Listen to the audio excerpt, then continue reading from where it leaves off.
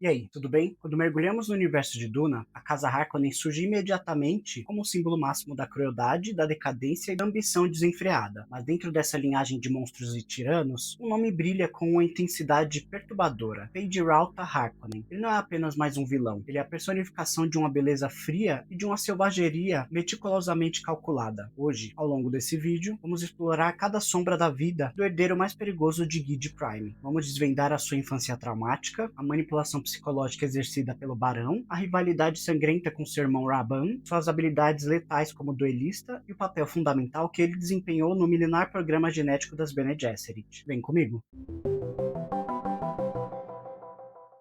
Antes da gente começar, um combinado. O visual que eu vou usar aqui como base para as imagens é dos livros, porque esse é o padrão do canal. Então, se em algum momento a estética parecer diferente do que você tem na cabeça pelos filmes do Denis Villeneuve, é de propósito. Eu tô seguindo o texto. Mas para ninguém se perder, eu vou ir colocando as imagens dos personagens nos filmes conforme eles forem entrando na história. Só para você bater o nome com a cara e não confundir. Espero que você goste do vídeo. Para compreendermos quem realmente é Feyd-Rautha, precisamos primeiro entender a fundação da Casa Harkonnen. Eles representam a antítese absoluta da nobreza e honra da Casa Atreides. São mestres da intriga, sádicos por natureza e obcecados pelo acúmulo de poder a qualquer custo. O Barão Vladimir Harkonnen, o astuto patriarca, encontrava-se em um dilema sucessório por não possuir herdeiros diretos. Foi nesse vácuo que seus dois sobrinhos, Glossoraban e Feyd-Rautha, foram transformados em peças de xadrez em seus planos de dominação galáctica e vingança contra o Duque Leto Atreides. Feyd-Rautha não era visto apenas como um sucessor, ele era a versão aprimorada da linhagem, o produto final de décadas de manipulação e seleção. Ele foi moldado para ser o futuro da casa, o rosto carismático, porém implacável, e governaria o Império com uma mão de ferro envolta em uma luva de seda. Sua trajetória é a crônica de um potencial extraordinário desperdiçado pela depravação e de uma crueldade que, apesar de toda a sua preparação, acabou colidindo frontalmente com o destino profético de Pol Muad'Dib. É um fato pouco explorado que Feyd-Rautha nasceu originalmente com o nome de Feyd-Rautha Raban. Seu pai biológico era Abulurd Raban, o conde de Lanquivale, e meio-irmão do Barão Vladimir Harkonnen. Abulurd era uma anomalia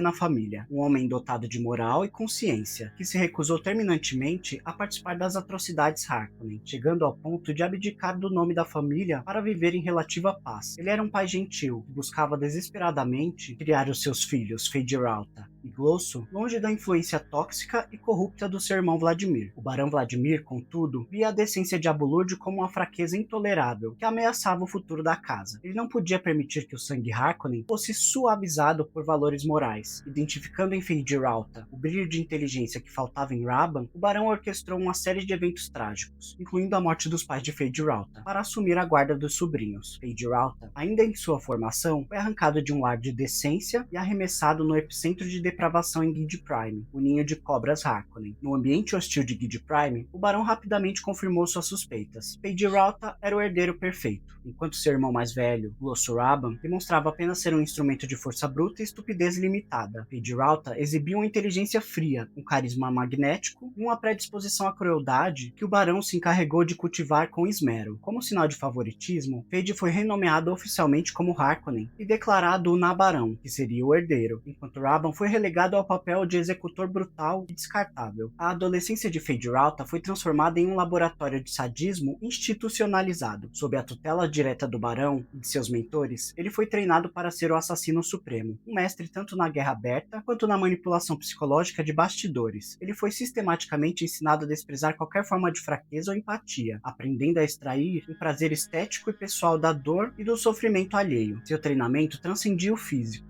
Era uma reengenharia mental, para torná-lo um psicopata funcional e altamente eficiente. Feyd-Rautha emergiu como um duelista de habilidade excepcional, tornando-se o campeão das arenas de Gide Prime. O Barão utilizava essas lutas como espetáculos de propaganda, onde Feyd-Rautha enfrentava escravos gladiadores. Para inflar o ego do sobrinho e garantir vitórias coreografadas, a maioria dos oponentes era secretamente drogada. No entanto, o Barão, em sua astúcia, sempre inseria oponentes lúcidos e perigosos sem o conhecimento de Feyd, forçando-o a desenvolver reflexos reais e uma técnica impecável sob pressão. Essa dinâmica criou o guerreiro que era ao mesmo tempo arrogante e genuinamente letal. A conexão entre tio e sobrinho era permeada por uma toxicidade profunda. O Barão via em Feyd-Rautha a continuação de seu próprio legado, o jovem vigoroso que ele, em sua obesidade e doença, não podia mais ser. Havia uma mistura perturbadora de orgulho dinástico, manipulação política e uma atração física predatória por parte do Barão. Feyd-Rautha, por sua vez, embora parecesse o herdeiro leal, nutria um ódio frio e calculista pelo tio, aguardando pacientemente o momento em que poderia herdar o título, mesmo que isso exigisse acelerar a morte do barão. A rivalidade entre Feyd Rautha e seu irmão Glossoraban, conhecido pejorativamente como a Besta, não era apenas um conflito familiar, mas uma ferramenta política nas mãos do barão. Raban representava a força bruta sem cérebro, o executor cujas táticas de terror eram diretas e desprovidas de qualquer sutileza. O barão deliberadamente posicionou Raban como o vilão de Arrakis, permitindo que sua brutalidade esmagasse a vontade do povo e exaurisse os recursos do planeta, preparando o terreno para um plano ainda mais sinistro. A estratégia do barão era brilhante em sua maldade. Ele queria que Raban fosse tão odiado pela população de Arrakis que qualquer sucessor pareceria um salvador. O plano era substituir Raban por Feyd Rautha. No momento certo, Feyd chegaria como o libertador carismático, trazendo uma aparência de ordem e justiça após anos de tirania desenfreada. Isso não apenas garantiria a lealdade dos habitantes, mas elevaria o prestígio de Feyd Rautha a níveis imperiais, pavimentando seu caminho para o trono e para o favor do imperador Shaddam IV. Feyd Rautha via Raban com um desprezo mal disfarçado, considerando as táticas do irmão como primitivas e ineficientes. Para Feyd, a crueldade deveria ser uma ferramenta de precisão, não um martelo pesado. Quando a gestão de Raban em Arrakis começou a colapsar sob a pressão dos Fremen, Feyd Rautha não sentiu empatia. Ele viu a falha do irmão como uma confirmação de sua própria superioridade e como a oportunidade perfeita para finalmente assumir o controle do planeta mais importante do universo. Para além das intrigas políticas, Feyd Rautha era um elemento crucial em um plano que durava 90 gerações, o programa de cruzamento das Bene Gesserit. A Irmandade identificou nele o material genético essencial para a culminação de sua busca pelo Kwisatz Haderach. O plano original, meticulosamente traçado, previa que uma filha de Lady Jessica e do Duque Leto Atreides se casasse com Feyd Rautha, unindo as duas linhagens rivais e produzindo o salvador profetizado que a Irmandade poderia controlar. Quando Lady Jessica desafiou a Irmandade e deu à luz a um filho,